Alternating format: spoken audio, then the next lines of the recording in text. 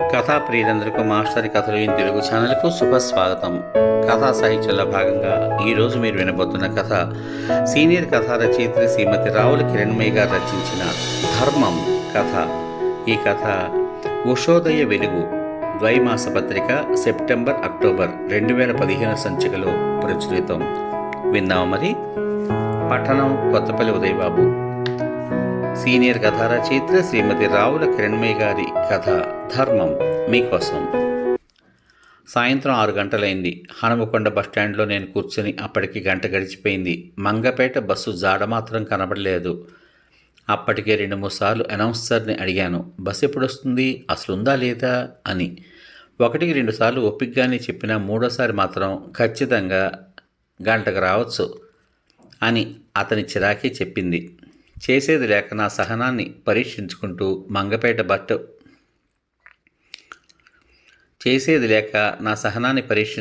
Mangapet bus platform మీద కూర్చున్నాను. శ్రావణ శుక్రవారం, రాఖీ పౌర్ణమి, ఆదివారం 3 రోజులు సెలవు కలిసి రావడం వల్లనేమో బస్టాండ్ అంతా జనంతో కిటకిటలాడుతున్నది. దొంగలున్నారు జాగ్రత్త అంటూ ప్రయాణికులను అప్రమత్తం చేస్తున్న అనౌన్స్మెంట్ మధ్య మధ్యలో అని వినిపిస్తోంది. చుట్టూ పరిసరాలను గమనిస్తున్న ముసలమ్మ నా దగ్గరికి వచ్చి, అయ్యా ధర్మం చెయ్యండి అంటూ చేతిలో సత్తుగిన్నె పట్టుకుని బతిమలాడసాగింది. ఆ ముసలమ్మ అచ్చం దరిద్ర దేవతలాగే ఉంది. ముడతల పడ్డ శరీరం, చింపిరి జుట్టు, ఏమాత్రం జీవకళ లేని కండ్లు చూడగానే చాలా బాధేసింది. జేబులో చేయి పెట్టి తడిమాను. తగిలిన ₹1 ఆమె గిన్నెలో వేశాను. దండం పెడుతూ వెళ్ళిపోయింది. ఇలాంటి పేదవారు లేని భారతదేశం ఏనాడు సాకారం అవుతుందో అని మనసులో అనుకుంటూ ఉండగా, అన్నా మంగపేట బస్సు పోయినాదా అంటూ సంకలో ఒక 3 ఏళ్ల చిన్న పాపతో వచ్చిన ఆమె అడిగేసరికి, రాలేదమ్మా అన్నాను. ఇంచుమించు నా చెల్లెలంత వయసే ఉంటుంది ఆమెకి. హమ్మయ్యా అని ఊపిరి పీల్చుకుని, అన్నా ఇంకెంత టైం పడుతుంది బస్సు రావడానికి అంటూ ఆత్రంగా అడిగింది. ఇంకో గంటైనా పట్టచ్చు అన్నాను. అలాగా అనుకుంటూ ఎలాగైతే వచ్చిందో అలాగే కొద్ది దూరంలో ఉన్న షాపింగ్ కాంప్లెక్స్ వైపు నడిచి వెళ్ళింది. నేను అలాగే చూస్తూ ఉండిపోయాను. నాకైతే ఆమె అన్నా అని పిలవగానే ఏదో తెలియని ఆనందం కలిగింది. పెళ్లికి ముందు చెల్లెలు అన్నయ్య అంటూ వెంటే తిరిగేది. చెల్లెలు పెళ్ళై వెళ్ళిపోయిన తర్వాత ఎప్పుడో ఒకసారి మాత్రం ఆ పిలుపు వినిపిస్తుంది. మళ్ళీ ఇన్నాళ్లకు ఏమండి, సార్, అంకుల్, డాడీ అన్న పిలుపులకు అలవాటుపోయిన నాకు ఈ అన్న అనే కొత్త పిలుపు కొత్త ఆనందాన్ని ఇచ్చింది. ఇంతలో ఏదో గలాటా జరుగుతున్నట్లు అల్లరి వినిపించేసరికి ఏమిటన్నట్లు తిరిగి చూశాను. పాపం ఇందాకటి ముసలమ్మ కింద పడిపోతే ఎవరో లేవదీస్తున్నారు. పర్వాలేదు, ఇంకా మానవత్వం బతికే ఉంది అనిపించింది. నేను అటువైపు కదిలాను. ఇంకెవరు ఆమెను అడుగుతున్నారు, వాడు నిన్నెందుకు తోసేసి పారిపోతున్నాడు అని. బాబు, వాడు నా కొడుకయ్యా. తాగడానికి డబ్బులు చాలకపోతే నా దగ్గరికి వచ్చి పట్టుకుపోతూ ఉంటాడు. ఈవేళ నువ్వు సంపాదించింది ఇంతేనా, ఇంకెక్కడైనా దాచావా అని చిరిగిన సంచి చూసి పైసలు లేకపోయేసరికి కోపంతో తోసేసి వెళ్ళిపోతున్నాడు అన్నది బాధగా ముసలమ్మ. ఛీ, వాడు కొడుకేనా, తల్లిని బిచ్చబదాన్ని చేసి జల్సాలు చేస్తున్నాడు అని ఉమ్మేస్తున్నది మరొక పెద్దావిడ. ఆ ముసలామె అవేమీ పట్టించుకున్నట్లు లేదు. మళ్ళీ కింద పడిన సత్తు గిన్నెను తీసుకుని హైదరాబాద్ వెళ్లే సూపర్ లగ్జరీ బస్ ఎక్కింది అడుక్కుంటూ. నా మనసంతా బాధతో నిండిపోయింది. ఇంతసేపు ఒక ముద్ద కోసం ఎంత యాతన పడుతోంది. అయిన వారెవరూ లేరేమో అనుకున్నాను. కానీ కన్న కొడుకే తల్లిని బిచ్చగత్తెని చేసి జులాయిలా తిరుగుతున్నాడని తెలిసాక అలాంటి వాణ్ణి ఏం చేసినా పాపం లేదు అని అనిపించింది. మళ్ళీ వచ్చి ప్లాట్ఫారం మీద కూర్చున్నాను. నా ఆలోచనల్లో ఆ గంట గడిచి టైం 7 గంటలైంది. మళ్ళీ అనౌన్సర్ దగ్గరికి దారి తీశాను. సార్, మంగపేట బస్సు ఈరోజు రద్దు చేశారా అని. లేదు సార్, బస్సు బయలుదేరింది, కానీ విద్యార్థుల సంఖ్య తక్కువగా ఉన్న సంక్షేమ హాస్టళ్లను మూసివేయాలని ప్రభుత్వం చేసిన ప్రతిపాదనను వ్యతిరేకిస్తూ విద్యార్థి సంఘాలు రోడ్లపై బైఠాయించి రాస్తారోకోలు, ధర్నాలు చేస్తూ ఉండడంతో ఆలస్యం అవుతున్నది అన్నాడు చాలా మర్యాదగా. అవును మరి, ఆర్టీసీ ఉద్యోగులు కూడా ప్రయాణికులతో మర్యాదపూర్వకంగానే వ్యవహరించుకుంటూ అవును మరి.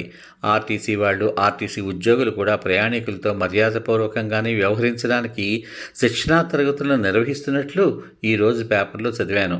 ఏమైతేనే నా నిరీక్షణ ముగియనున్నది అనుకుని వచ్చి కూర్చున్నాను. అన్నా బస్సు వచ్చిందా అంటూ చెమటలు పట్టి చేతిలో మరో కవర్తో వచ్చి అడిగింది ఇంతకు ముందు వచ్చి అడిగి వెళ్ళిన ఆమె. లేదమ్మా, వస్తుందంట అన్నాను.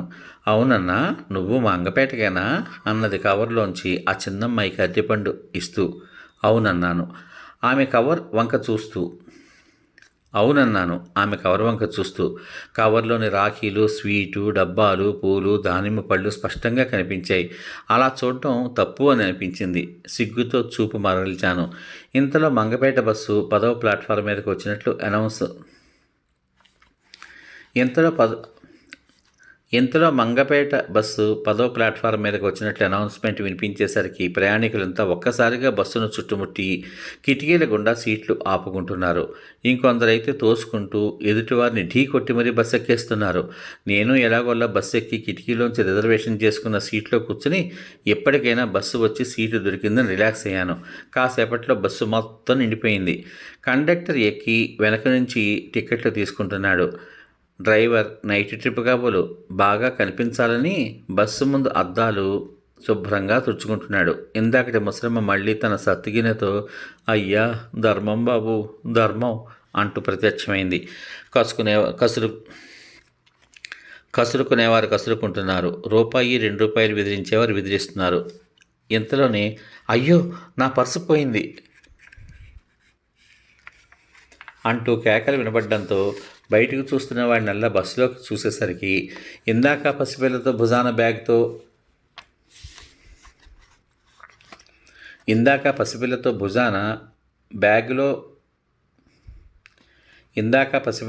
భుజాన బ్యాగ్ చేతిలో కవర్ ఉన్న ఆమె నా పర్సు పోయిందని ఏడుస్తోంది. ఎలా పోయింది? ఎవరో పెద్ద మనిషి ప్రశ్న. తెలియదండి, ఇదిగో ఈ అమ్మ ధర్మం అంటే చేద్దామని బ్యాగ్ వంక చూసేసరికి జిప్పు తెరిచి ఉంది. పైనే పెట్టుకున్న నా పర్సు కనిపించలేదు అని చెప్పి మళ్ళీ ఏడుస్తోంది.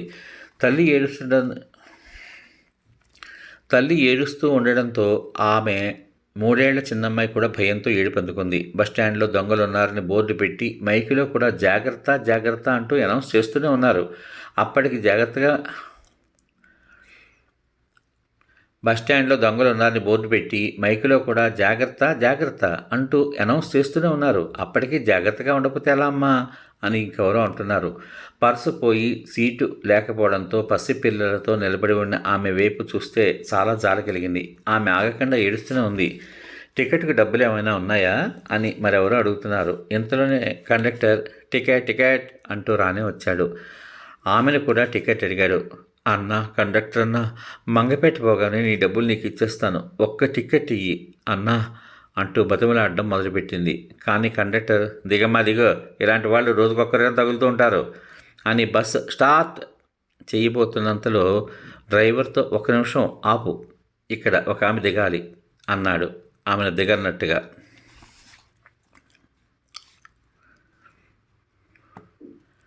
అని బస్సు స్టార్ట్ చేయబోతున్న డ్రైవర్తో 1 నిమిషం ఆపు, ఇక్కడ ఒక ఆమె దిగాలి అన్నాడు ఆమెను దిగన్నట్టుగా. అయ్యో, బస్సు పోతే మాకు ఇక్కడ ఈ ఊళ్ళో ఎవ్వరూ లేరు, చిన్నపిల్లలు ఉన్నారు, మా ఊరు పోగానే డబ్బులు ఇచ్చేస్తాను, దయచూపండి అంటూ మళ్ళీ బతిమాలుతోంది. అమ్మా తొందరగా దిగు, ఇప్పటికే లేట్ అయింది అన్నాడు ఇంకో ప్రయాణికుడు. ముసలమ్మ నువ్వు కూడా దిగు, ఇంకా అడుక్కోండి అయిపోలేదా అని ముసలమ్మను కసురుకుంటున్నాడు కండక్టర్. ఆ ముసలమ్మ దిగుతా, కానీ ఈ అమ్మను చూస్తే చాలా బాధ అవుతుంది, ఇదిగో నా దగ్గర డబ్బులు తీసుకుని ఆ అమ్మకు టికెట్ ఇయ్యి అంటూ ఎంతుందో కూడా చూడకుండా సత్తుగిన్నెలోని చిల్లరంతా కండక్టర్ చేతిలో పోసి బస్సు దిగడానికి అయ్యా జర జర జర జరుగుండ్రి అయ్యా జర జరుగుండ్రి అయ్యా జర జరుగుండ్రి అంటూ ముందు కదిలింది.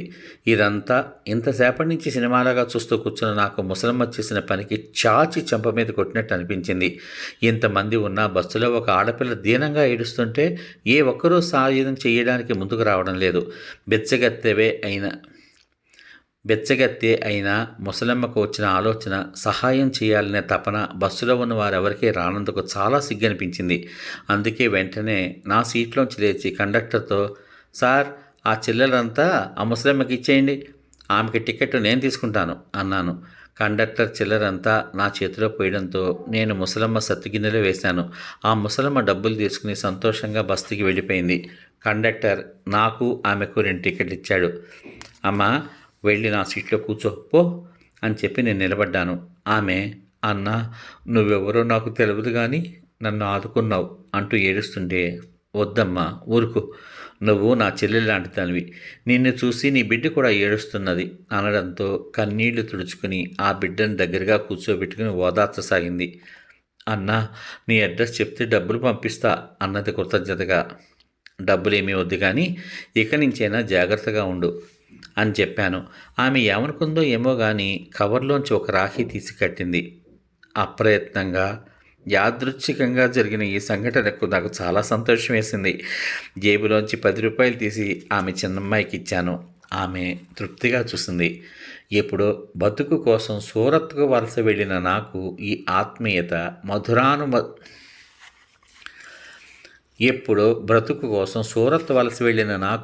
ఆత్మీయత మధురాతి మధురంగా అనిపించింది. ఇంతలో సెల్ మోగడంతో ఎత్తాను. ఒరేయ్, ఎక్కడున్నావురా అంటున్నాడు నా మిత్రుడు. వచ్చేస్తున్నానురా, దగ్గరలోనే ఉన్నాను అన్నాను. మిత్రుడిని కలవడానికి వెళ్తున్నానని తెలుసుకున్న దానిలా బస్సు